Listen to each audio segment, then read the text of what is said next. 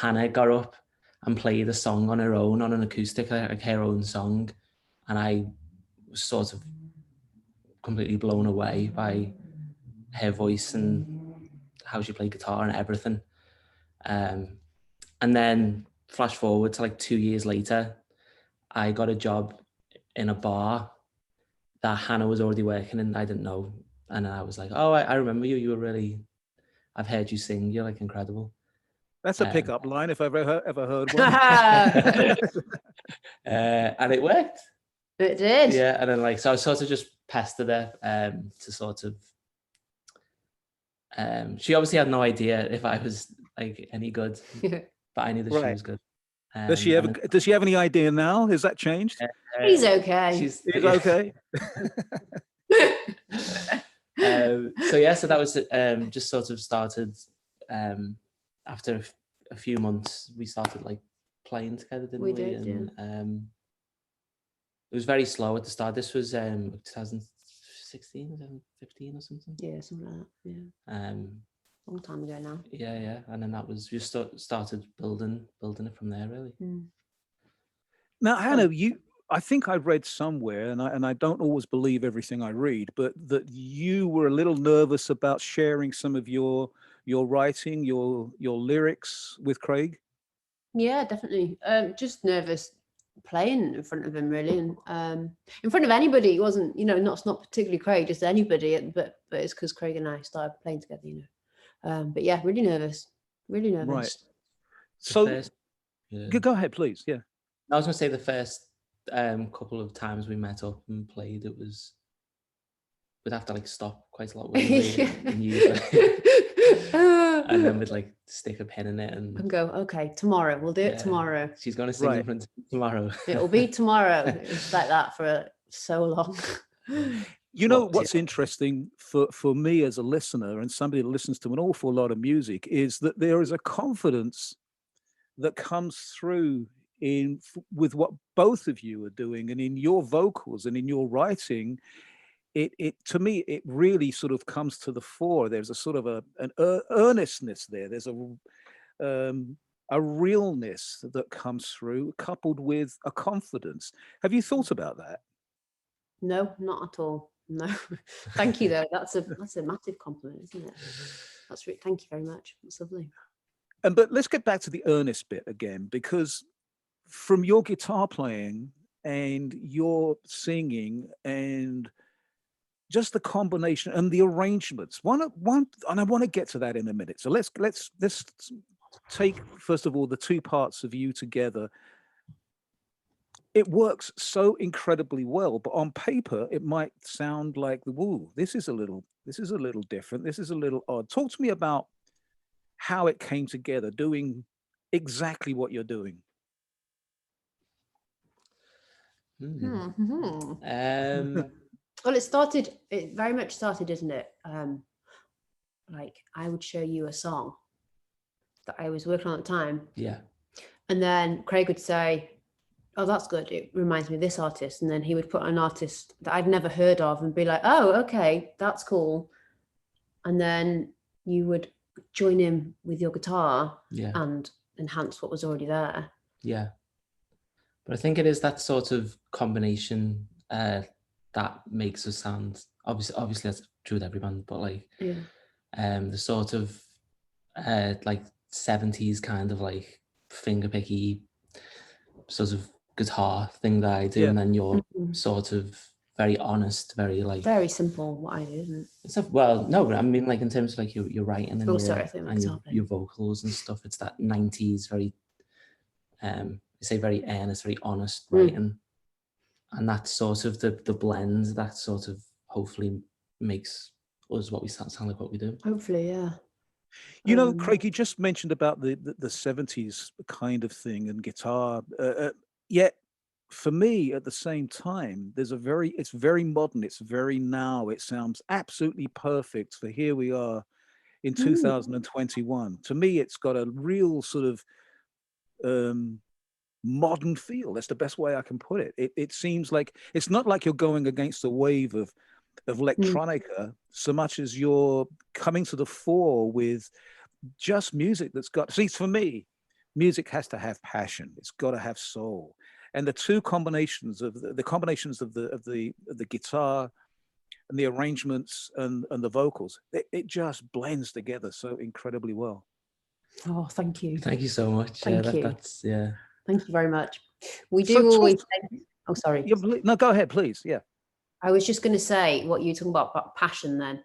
Craig and I, one thing we are so like strict on is that if we don't love it, it does not go anywhere. And we will be that strict about that forever, I think, won't we? Yeah. That's why that's why it took so long for us to release anything properly, because we'd recorded a lot over like the years before we actually released Creme Brulee. Yeah. Didn't feel like it like reflected how we thought we could be and how we wanted to sound. Yeah. So we sort of waited. Yeah. And even and so much of the time it means redoing a song so often, doesn't it? Until it feels okay, that's it, that is us, that sounds like us, and we love it. Yeah. So if we don't love it, like it's what you said about the passion. It's got to be, it's number one priority, really. That's so important. And it, again, this comes across to me in what I hear you doing. Talk to me about the arrangements, because it's very brave, I think, to have those long instrumental parts in your songs. Certainly in Creme Brulee and Meal Deal, there are long segments of guitar, and I think it's fantastic. But I'm just wondering how that came about, or how deliberate that was, or whether you said to yourself, well, we want to have at least 4 minutes of guitar here. And just talk to me about the arrangement. Yeah. Do we, I mean, I don't know if we ever had, did we have a conversation where we're like, we want long, or no. it just happened, didn't it? And it's funny, I think Craig and I, we're very, like, we like the same music, don't we? Yeah. I know you introduce a lot of music to me, but I always love what you introduce.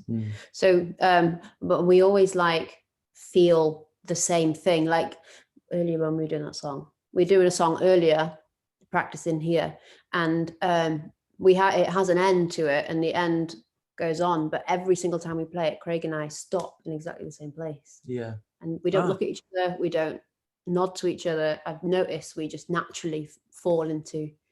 And we didn't discuss that end. Yeah. So I don't think it is a discussion. No, it's not. It's just like we always we say that the song goes on as long as it needs to. But like there is like a balance to be struck, because you don't want to sound self-indulgent and yes. So well, this again, I think is the trick that you've pulled off. And I don't mean trick you're being tricky. I mean, it's the cleverness of what you've done, in that it doesn't sound like it sounds organic. It sounds like you've gone, okay, we're making a song. So that leads me to ask you about recording.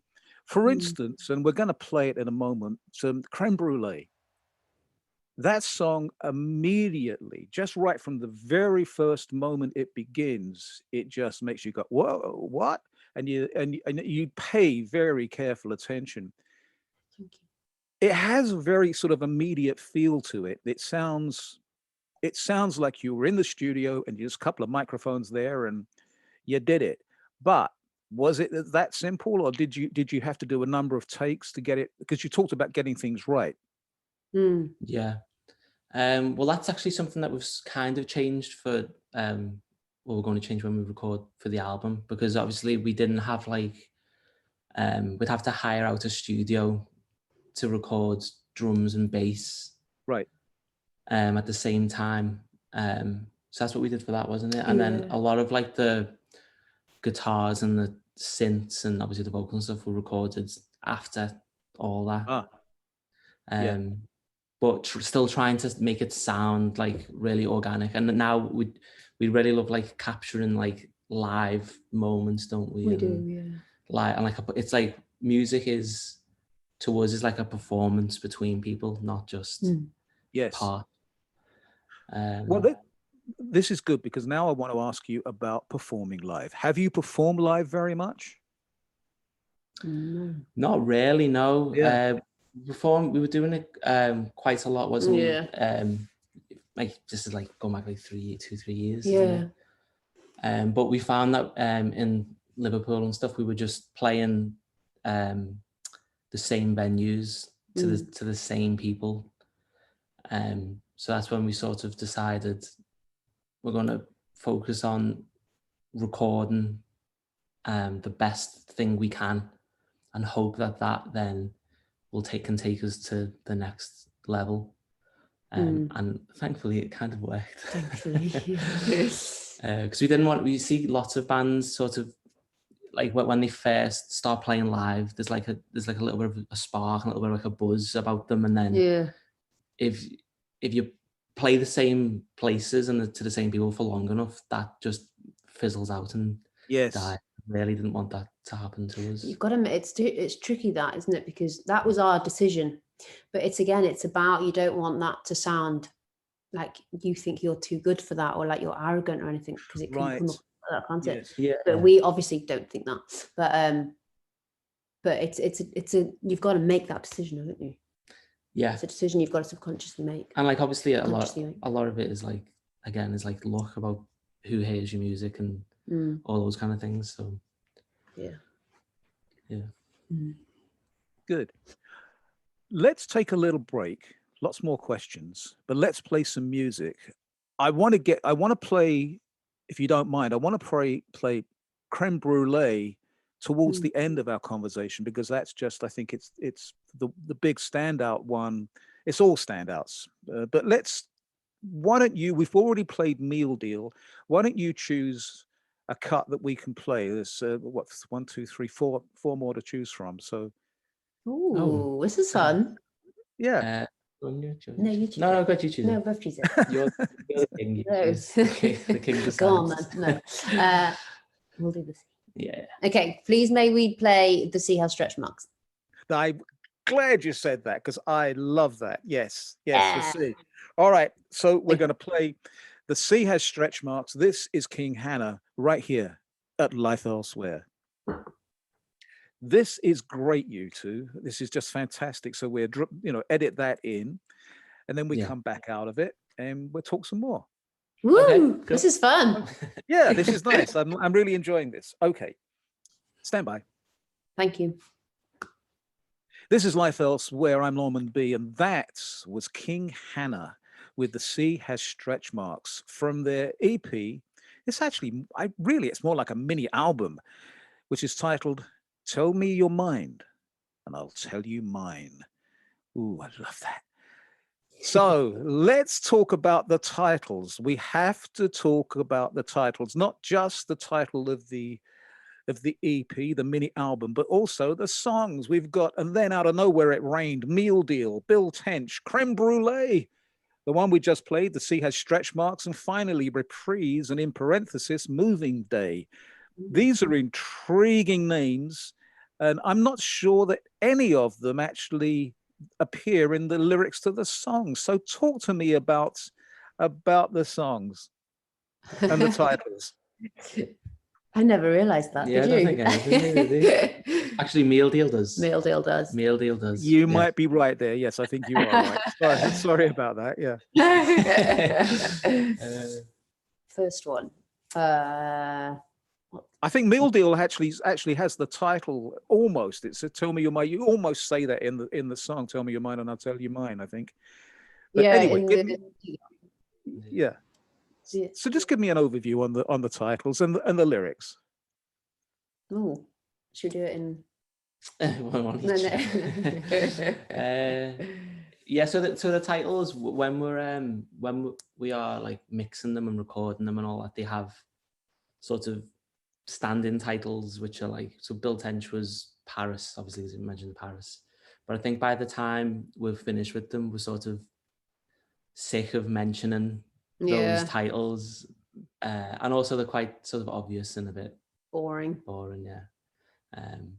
So we just sort of, I don't know how we go about it. Well, I think some of them, Craig and I, when we come up with a nice little something in our heads, we put it in our phones really quickly. So and then I Know It Rained was one that we had collected, as was the sea air stretch marks.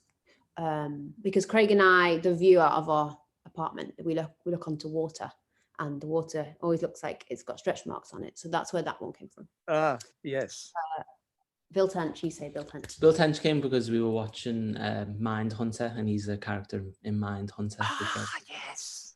Yes. Okay. Yes. And I just loved Bill Tench. I love his handshakes. So I just thought it'd be quite nice to have a song. And we might it's something we might do on other things. Yeah, because we like two more people now, don't we? Yeah. From programs. So we think could be a cool like running thing, just having like a different character pop up in each one of our. Yeah. That we're into that current time when making it. That would be nice. Yeah. Meal deal was obvious. Is it obvious? Yeah, it's obvious. Yeah. Creme brulee. Creme brulee is not quite so obvious. No. Yeah, I don't know. You come up with that, didn't you? Yeah, I thought long and hard about that one. I just thought it was quite memorable and quite cool, and maybe a bit. I think the song, I don't know. French. A bit French, yeah. Yeah. I think the song sounds a bit. I don't know.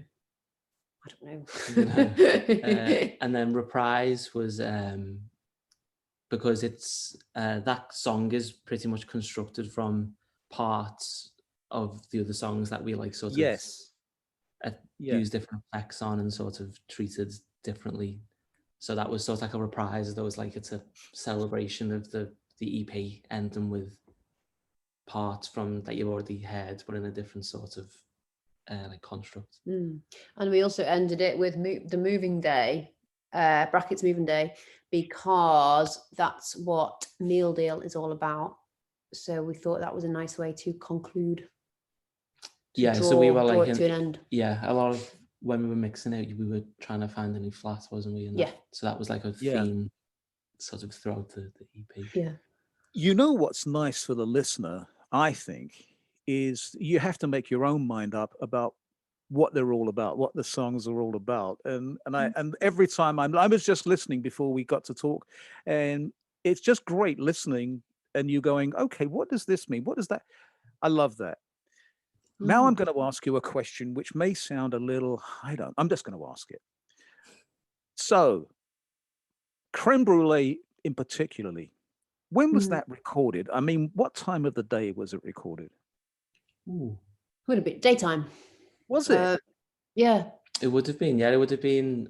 We've never not recorded at daytime. Yeah, because we had to hire out a studio, and they usually open from 9 till 7 or something, isn't it? Well, you probably know what's going to come next. The follow-up to that is, it sounds so, and bear with me on this, it's so incredibly sexy and erotic. It just, to me, it's just yes, don't laugh, it is. It's so, and it sounds like it was recorded way late at night. And I just think it's one of the sexiest love-making records I've ever heard. I think it's just like, it's so, I mean it. Whoa. No, I mean that's a good thing. Yeah. Oh yeah, it's an absolutely terrific thing. Yeah. You want music to be sexy. Yeah. Definitely. And then you see us. Really? All right, hold that thought for a minute. No, go ahead if you've got more to talk about it, Craig. Please, yeah. No, I was just going to say that I think a lot of people I think that we do sound like a band that should be played at night, as opposed to the day, don't we? Like a darker sort of. Yeah, definitely. A bit moody, isn't it? Yeah. So I do get that. Although I got to tell you, I have the EP on my iPhone, and I go for long walks. There's a beach nearby, and I go for long walks on the beach, and I have it cranked up, and it's perfectly walking along. It's just perfect to walk. Maybe it's because of being in isolation and COVID and all the rest of it. But anyway, it's terrific. So, leading on from that, I've got to ask you about, and this is something which really is just one of those little sort of fascinations that I have, and that is style and look and the visuals. You've both got a very distinctive style, and I'm fascinated by this. And I just wonder how much you're aware of that, or whether it's deliberate, or just talk about King Hannah as a look and as a visual. I don't think we have. I don't know. We never. Craig and I have never looked any different, have we? Do you mean like as individuals? Just do you mean? Yes, I mean as individuals and as together. I mean, to me, it's fantastic. I think you both look, and I go again, being just flattering you. So, but you have a great look. You've got a very distinctive look. I mean, it's terrific. It's very modern. It's very now. It's just a terrific look. I mean, your magazine material. I think in images. I started off in graphic design, and so I think in these terms. So, you don't think about it. I kind of, again, it seems to me like it's organic. It's just like it's just what you do. It's just the way you are. Oh, thank you. Yeah, I mean, this is definitely the way I am. Yeah, me too. I don't put much thought into it. I mean, you're like interested in like I love and, fashion, yeah, and I love everything to do with fashion. I love it, but yeah. No, never tend really. to wear the same thing every day. Yeah, I also sort of hate it when like bands come out and like they've all got like leather jackets on, or like leather jackets. Yeah. I think like Mumford & Sons sort of changed their look for every album, didn't they? And it's like now we're like guys. Yeah. I'm not. Don't get me wrong. I'm not in any way suggesting it's calculated and that you're doing anything. No, I just want to compliment you on the fact that you just have a very just terrific look. There's a video that I think I saw. I think for Bill Tench, I think the video was, and in one part of the video, Hannah, you're putting on makeup. You're wearing a white shirt. I think was that Bill Tench? I think. Yeah. Meal Deal. That was Meal Deal. Yeah. Meal Deal. I'm sorry. Yeah. But it's just terrific. It's just talk to me about making videos, because that's a whole different thing, isn't it? So it's yeah. We've done 2 thus far, both completely made, directed, everything by Craig. Yeah. On one camera. So we had when the whole thing with the record label come out, we had to make 2 videos in a very short space of time, and obviously that was when like COVID was, the restrictions were quite strict, so we just had to think really fast, didn't we? And just had to do. We just had to hire the camera, and we wanted to do it on a low budget as well. It's important. Hence the first one, creme brulee. Yes. Sorry, you can. No. It has a DIY look to it, which again I think is perfect. It comes across. Don't let anybody else direct your videos, Craig. You're doing a great job. Oh, thank you. I think he's bloody brilliant. Yes, absolutely. No, I enjoyed doing it. It's always been something I've wanted to do, but sort of been too lazy, which is the story of my life, I think. But, no. So when you're forced to do it, it's quite. There's a deadline. Got to do it. That's a good thing, yeah. I want to give some. I want you to give some name checks to the other people that you recorded with, Oliver, Jake, and Ted White has been the producer. So let's talk about those 3. But before we do that, let's play. We talked about Bill Tench. Let's play Bill Tench. Okay. This is Life Elsewhere. I'm Norman B. We're talking to King Hannah, and King Hannah are Hannah Merrick and Craig Whittle. We just heard Bill Tench from their EP, Tell Me Your Mind and I'll Tell You Mine. I just realized that I said to you guys that you should be choosing the songs, and so I sort of overstepped my mark there, didn't I? But we were going to come to that at any point. So talk to me about Oliver, Jake, and Ted. Okay. They're all lovely people. So Ted is he's our producer, and also now he's our synth. He'll play synth with us and stuff. And we've grown very close to Ted, actually. We have, yeah. We worked with him for many years, haven't we? Yeah. On the earlier stuff that we didn't want to put out in the end, nothing to do with him, obviously, before Creme Brulee. Yeah. and then it's on the EP that we got a lot closer to him. Yeah, so we've recorded, obviously, we said before, we've recorded quite a lot of things in the past and not released them. And that's probably because we used the wrong people or wherever. And then we found, as soon as I was recording with Ted, it just made sense, didn't it? Because he just puts in the time, probably more time, well, definitely more time than he should have. Yeah. Because he just wants the same thing. He just wants to, at the end, to have something that you can be proud of. It's not just about sort of getting people in and recording as fast as you can and getting as many different things out as possible. It's just all about the music, as like cheesy as that sounds. But. Yeah, and he's got great taste in music as well.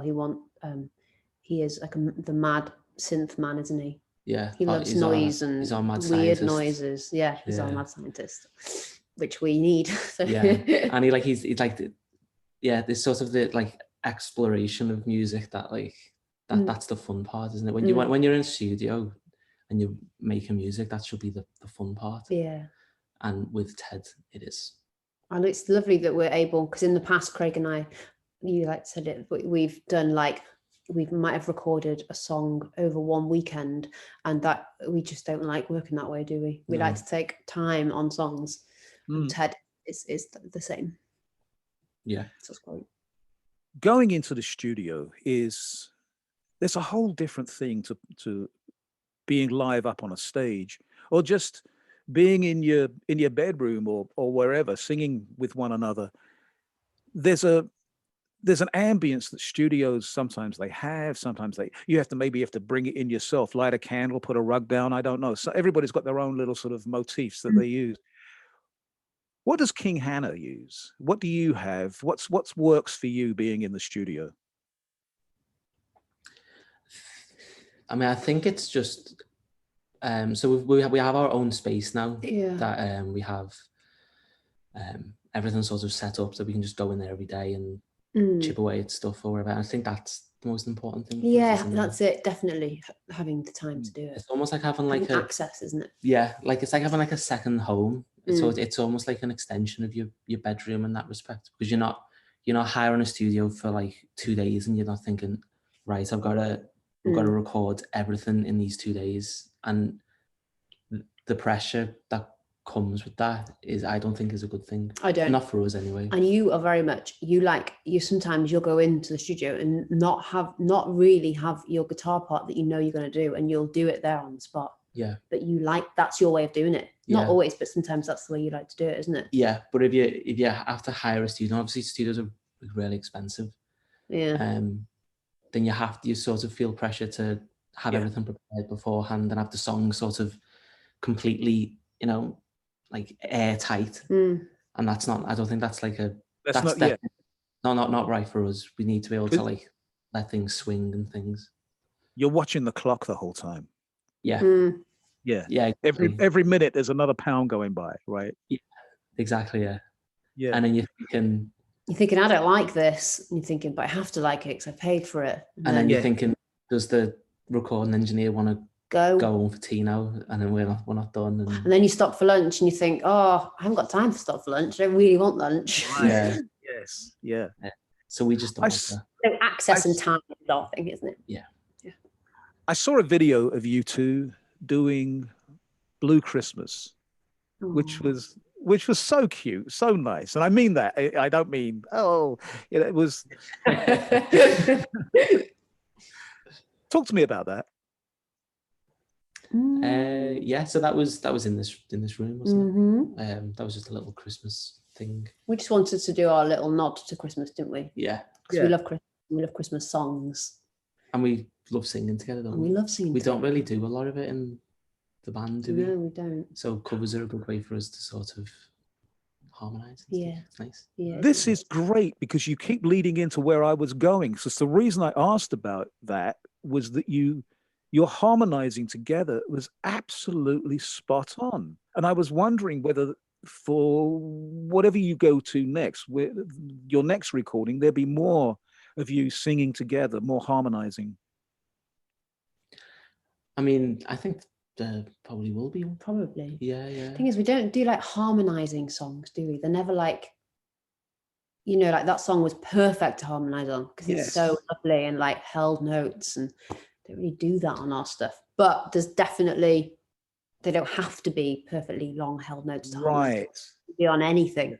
And when, So yeah, and when you think of like the songs that and the music we love, there's so many like harmonies in them and things and everything, especially from like, again, going back to like the 70s thing for me, like all those bands. I like you say about clever vocal tricks, not tricks, wrong word.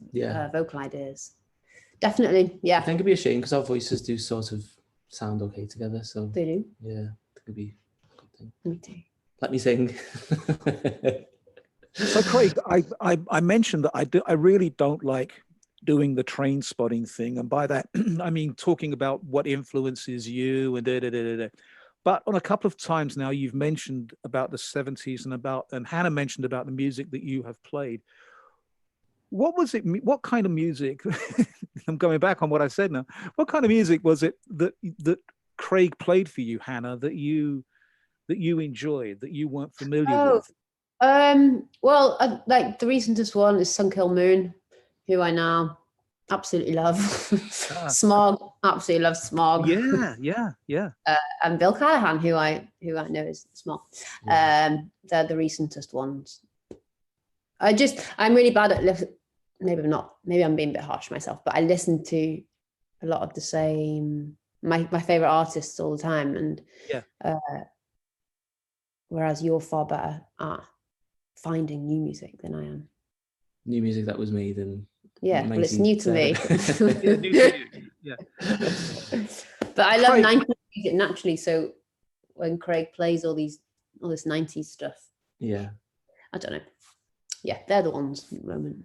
Yeah. Craig, you've listened to television, yes? Yeah, I have actually. Yeah. That's unusual. I was showing Hannah. It was about 2 days ago. Yeah. Marquee Moon the other day, actually.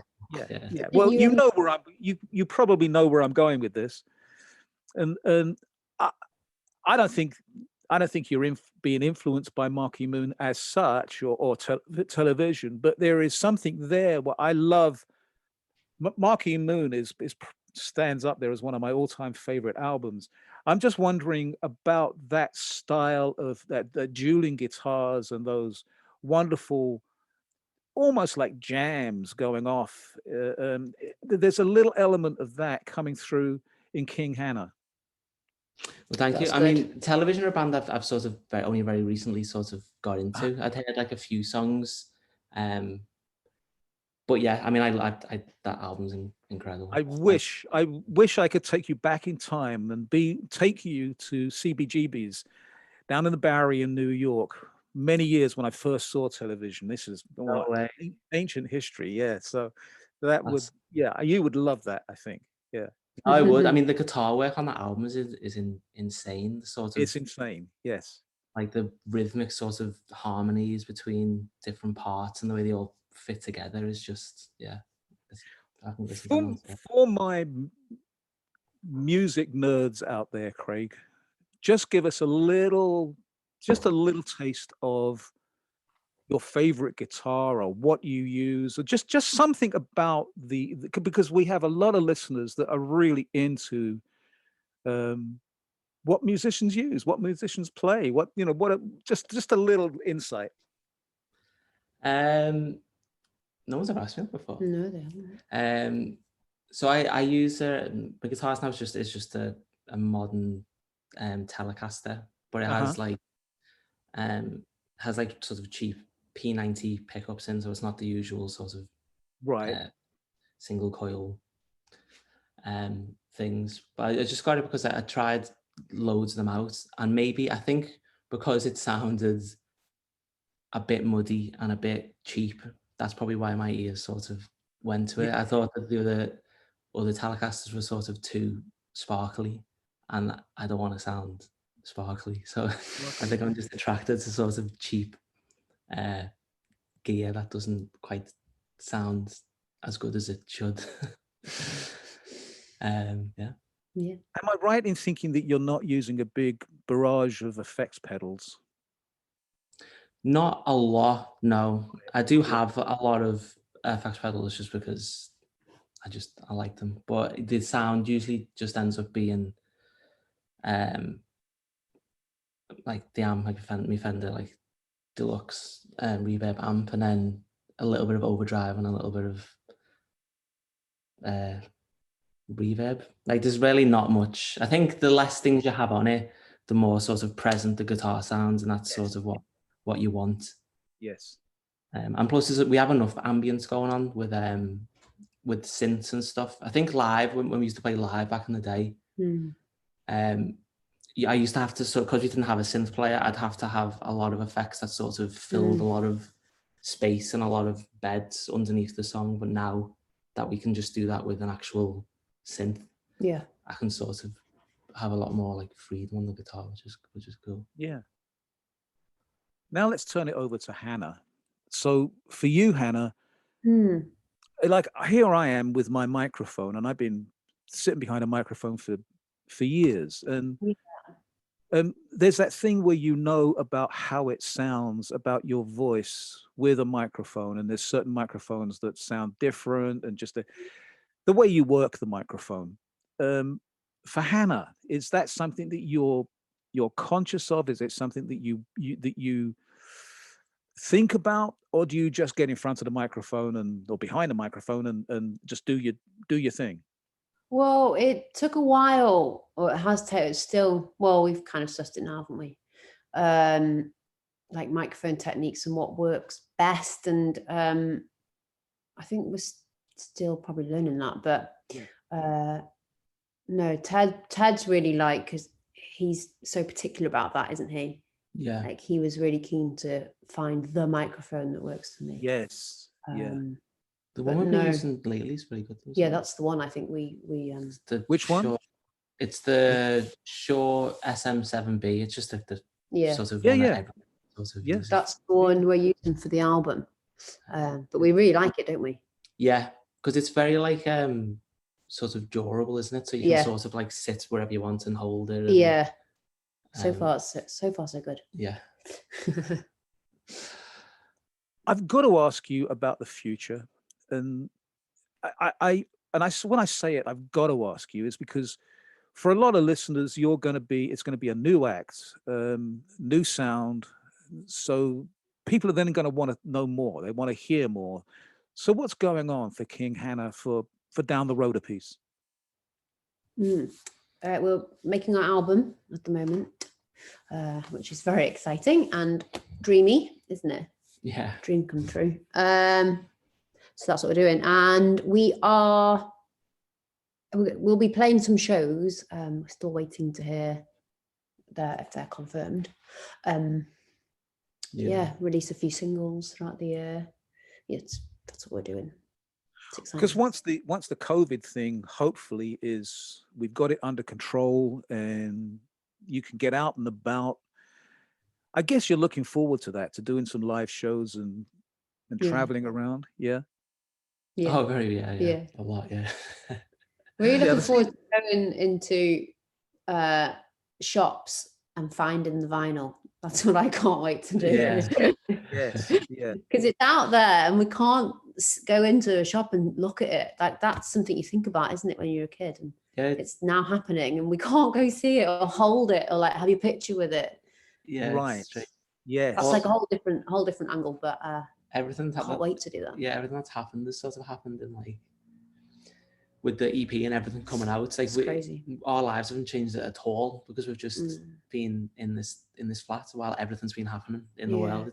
We can't actually go out there and meet anyone or do anything.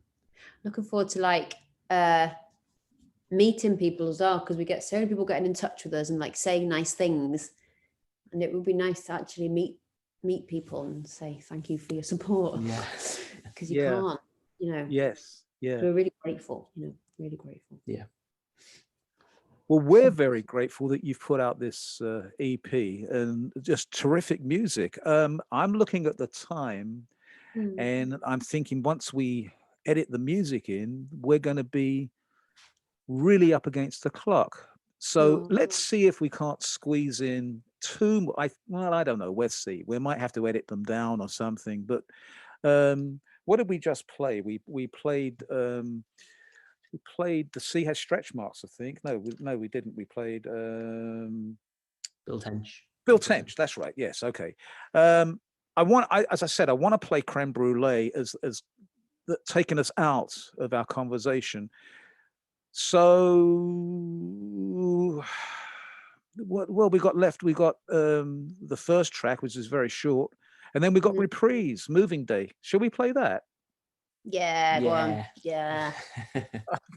Okay.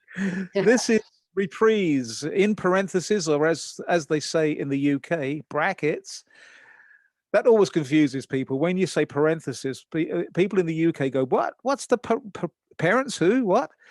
Parenthesis in America, brackets in the UK, Moving Day. This is King Hannah.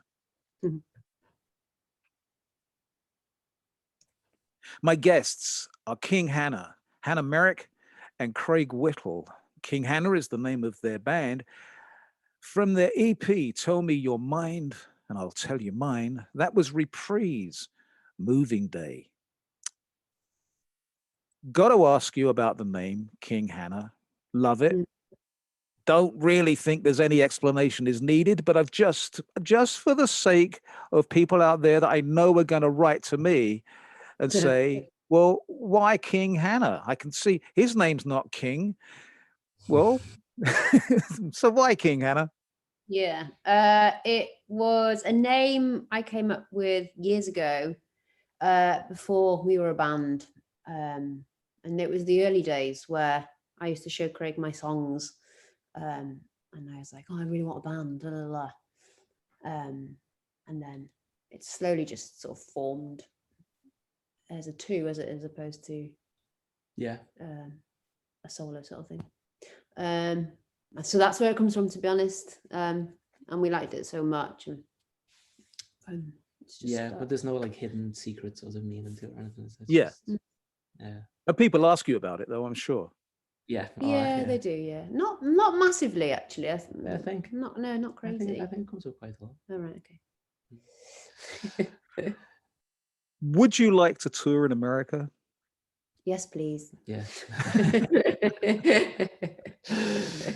would love to. Yes, it's on the bucket list. That is. Yeah. Have you both been over here? We have, not for like music. No, just for holidays. Yes, yeah. It's a big country, and there's lots of radio stations, and now with the internet, my show goes out all over the place, and different stations all over the place. So I hope that happens for you, and I hope if you do get a tour together, that would be fantastic. Yeah. Thank you. Yeah, we'd love to. That is the dream, isn't it? Yeah. Yeah. One of. Yeah. I just feel like I'd made it. It was on a tour bus in America. Yeah, pretty cool. So let me ask you this before we wrap. It's been just fun talking to you. You're lovely people, and I again think you're making terrific music. I'm looking forward to whatever you do next. It's just such a thrill to talk to you. Just a big overview for you for Hannah and Craig. What's been the big, I guess, the big wow factor for you in starting this and being King Hannah and putting out an EP? What's been? Give me just like one, maybe two things that have happened that have just sort of gone. You made you go, oh gosh, this is amazing. Yeah. Do you want to say any, or say one each? Pardon? Say anything? Oh, yeah, that's a good one. Is that what you want to say? That's a good one. This one. No, go on. This is yours. Yeah, you said that. No, you say it. No, you say it. Oh, we were going to say were Sharon Van Etten shouted about us on social media. That was a big deal. Yes, it was surreal. Because we love Sharon Van Etten. We do love Sharon Van Etten. Yeah. And she actually did it twice, which was, that was good. Yeah. I think the overall thing is the feeling of it's finally happening. That's like, that doesn't leave. That every single day you feel like that, don't you? Yeah. Like, I can't believe something you've pictured your entire life is actually happening. That's the biggest thing. Yeah. I think. Because you're sort of like, for years, you're sort of working like part-time, like bar jobs, haven't we? And doing this on the sides, and that in the hopes that, one day maybe something like would happen. I'm not saying that this is sort of very small. Yeah, definitely. But just that it's sort of started to happen is, we feel very grateful, don't we? Yeah, absolutely. Yeah, definitely. You're great. I love your honesty, and I love you're humble, and you're good people. You're good folk, and I really wish you the very, very best. And I certainly am going to. Well, we're gonna see how. Well, I know how this is going to go down. People are going to love hearing from you. So I've got to say thank you.